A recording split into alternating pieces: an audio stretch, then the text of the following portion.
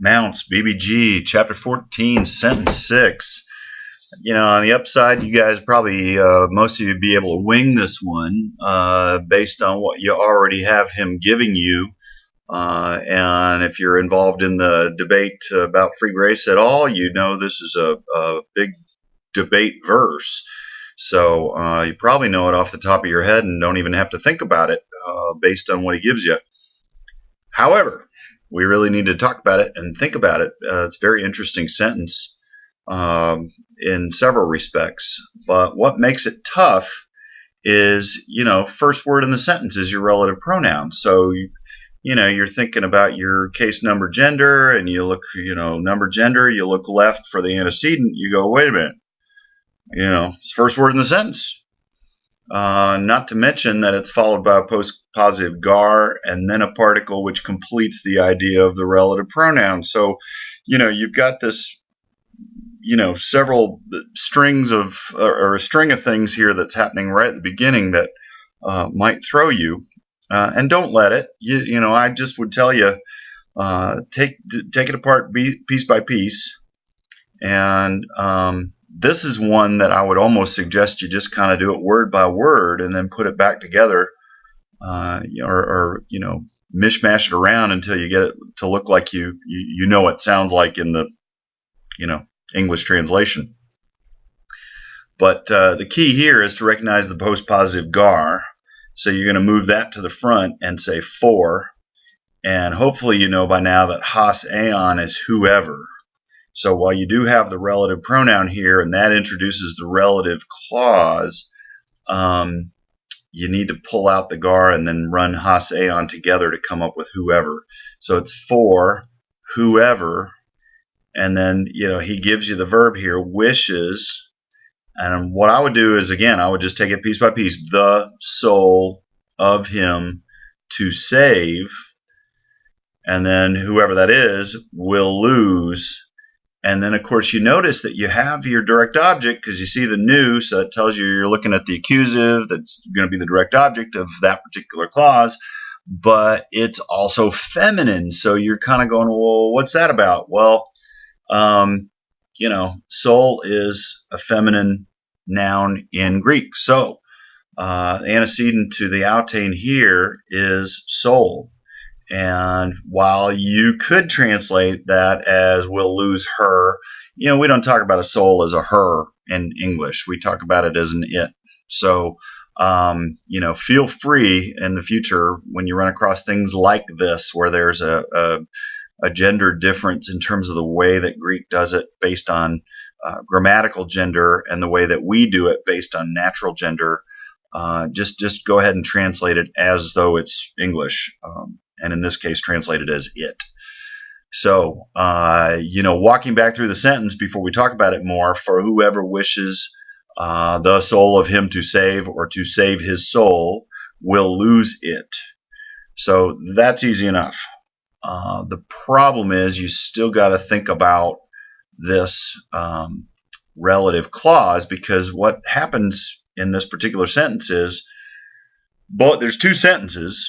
Both sentences have two clauses, and unfortunately the relative clause is the first clause instead of the second clause in each sentence. So what you got to do is you have to say, well, essentially what Jesus is doing here is he's fronting it for a particular reason, and we'll talk about why in a minute. But the way to handle that is to say, well, he will lose it, whoever wishes to save his soul, is the sort of the way to think about it in your head. All right. In that scenario, outtane, which we know in this particular instance refers back to soul, still this relative clause is related to this sentence. Okay, so your sentence is here, your relative clause is here. Okay, so it's just basically backwards from what you're used to in the other sentences. That's okay.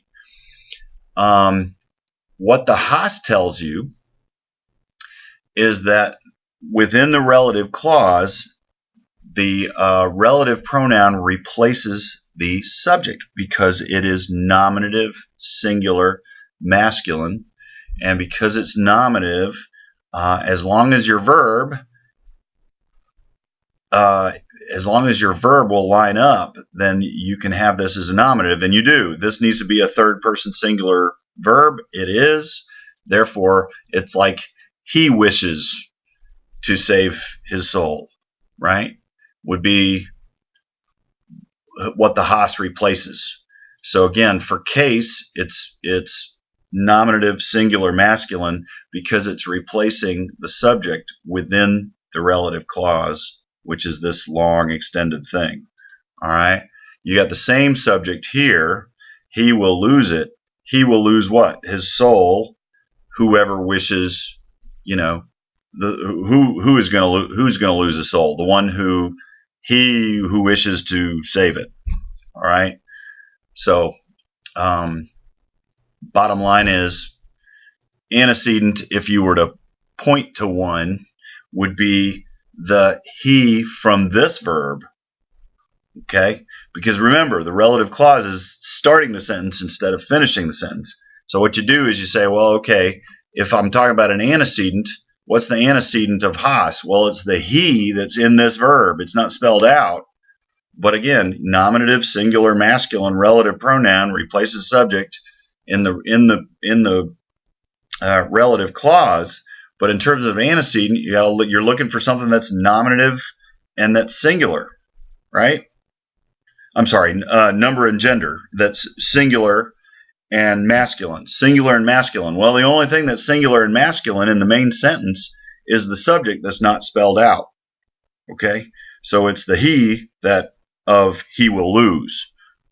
So hopefully that makes sense to you guys. But bottom line to remember is that in this particular sentence, in this particular number 6, both sentences, the relative clause starts the sentence instead of ends it, and it's flip-flopped, and it's in order to make a point, and that's fine. That's not a problem. Okay, so you just got to still pay attention to the form of your relative pronoun to figure out what it's doing, not only within the relative clause, but within the sentence.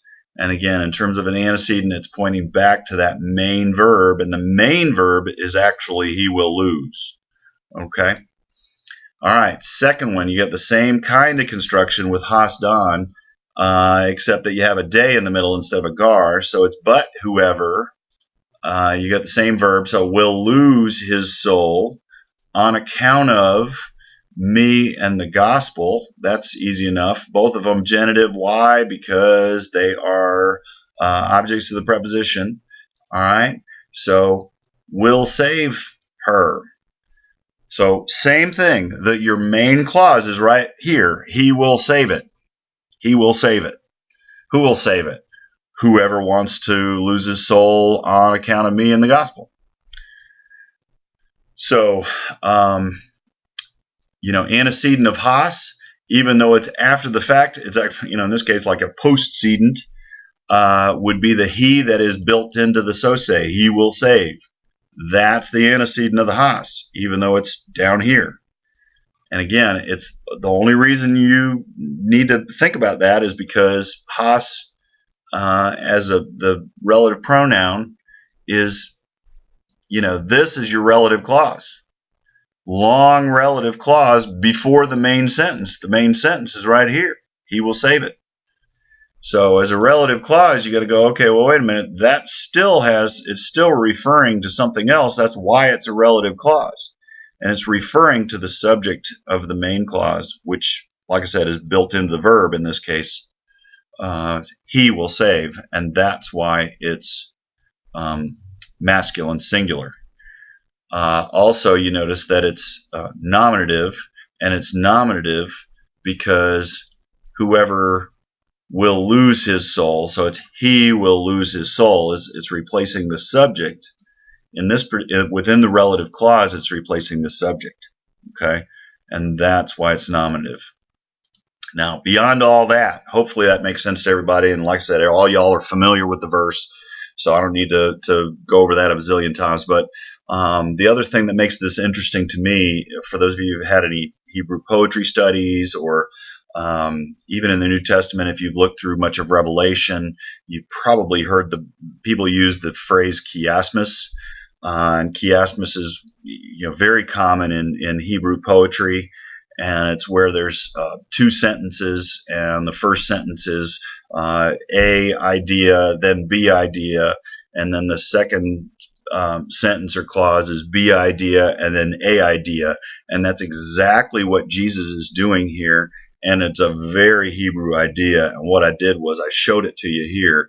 Here's A. Say, if you want to save your soul, you lose it. If you lose your soul, save it. So it's A, B, B, A. It's a perfect chiasmus. And, Jesus is just using a very, very standard Hebrew idea to talk about the importance of discipleship. And it's brilliant. It's just brilliant. So, in any case, hopefully that clears up sentence 6 for you and everybody's on the same page.